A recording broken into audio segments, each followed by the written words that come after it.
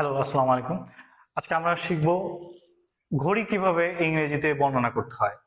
এটা একটা অ্যানালগ ঘড়ি। অ্যানালগ ঘড়িটাকে আমরা যদি বলতে চাই, ইংলিশে টাইমটা বলতে চাই, প্রথমে এটাকে দুই ভাগ করব। আহ, এটাকে আমরা দুই ভাগ করে নেই।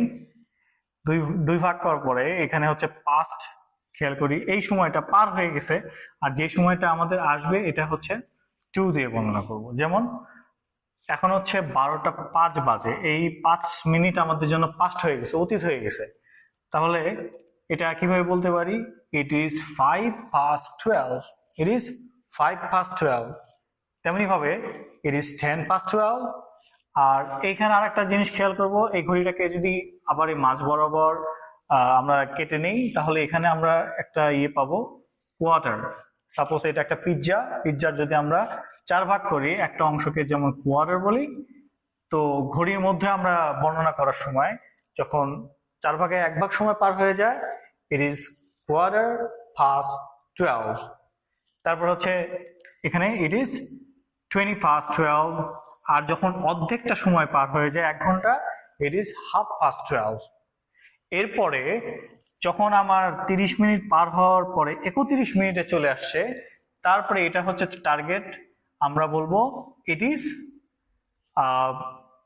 29 to 1। মানে হচ্ছে 1টা বাজতে 29 মিনিট বাকি আছে।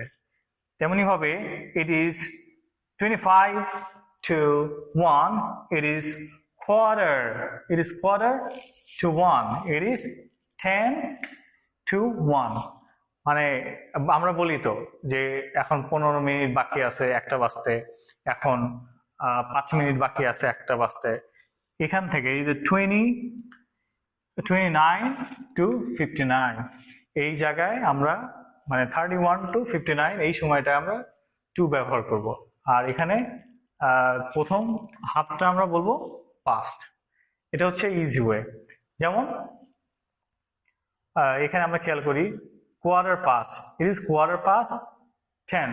এখন 10:15 বাজে, ইট ইজ quarter to 11।